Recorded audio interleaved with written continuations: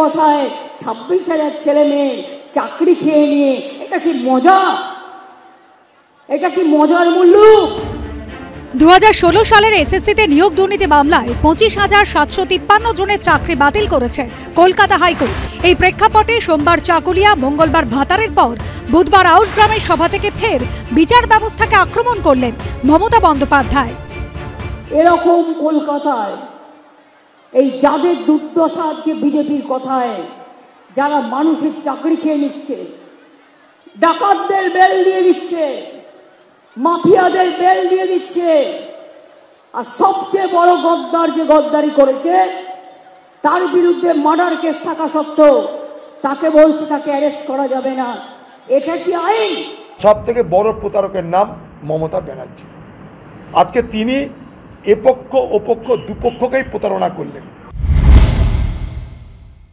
বারে বারে দেখছি বলছে 26,000 টিচারকে চাকরি থেকে সরিয়ে দেওয়া হলো, আবার বলছে 1 মাসের মধ্যে 12% সুদ দিয়ে তাদের সব টাকা ফেরত দিতে হবে।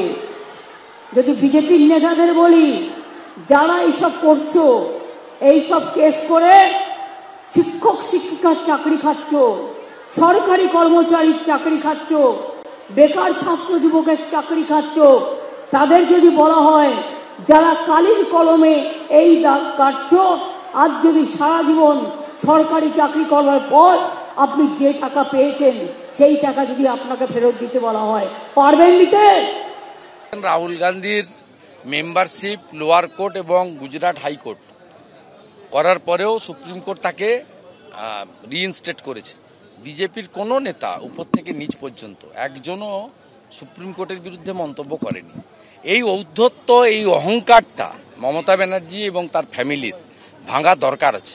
আমরা তো খুব আশ্চর্য হয়ে যাচ্ছি যে কেন হায়ার জুডিশিয়ারি এটাকে অ্যালাউ করছে। 2016 সালের প্যানেল বাতিলের পাশাপাশি হাইকোর্ট নির্দেশ দিয়েছে বেআইনি চাকরি প্রাপকদের সুযোগ করে দিতে অতিরিক্ত শূন্যপদ তৈরির ছাড়পত্র দিয়েছিলেন রাজ্য সরকারের কোন ব্যক্তিরা, তা নিয়ে আরও তদন্ত চালাবে সিবিআই। প্রয়োজনে তাদের হেফাজতে নিয়ে জিজ্ঞাসাবাদও করতে পারবে কেন্দ্রীয় তদন্তকারী সংস্থা। এই পরিস্থিতিতে রায় ঘোষণার পর থেকেই কি কৌশলে মমতা বন্দ্যোপাধ্যায় লাগাতার গোটা প্রক্রিয়া থেকে নিজের দূরত্ব তৈরির চেষ্টা করছেন, প্রশ্ন তুলছে বিরোধীরা।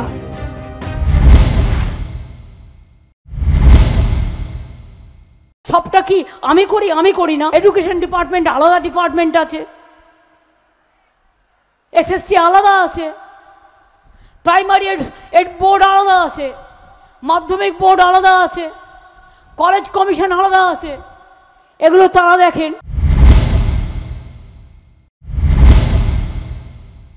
নিজেরা চাকরি দেয় না, আর আমাদের সরকার যখন চাকরি দেয়, কোন ডিপার্টমেন্ট কিভাবে চাকরি দেয় সেটা সেই ডিপার্টমেন্টের ব্যাপার, আমি ইন্টারফেয়ার করি না। সব মিলিয়ে হাইকোর্টের রায় 2016 সালের এসএসসি নিয়োগের প্যানেল বাতিল ঘিরে রাজনৈতিক তরজায় ফুটছে ভোট বঙ্গ। আশাবুল হোসেন, রাজীব চৌধুরী ও কমল কৃষ্ণ দেব রিপোর্ট, এবিপি আনন্দ।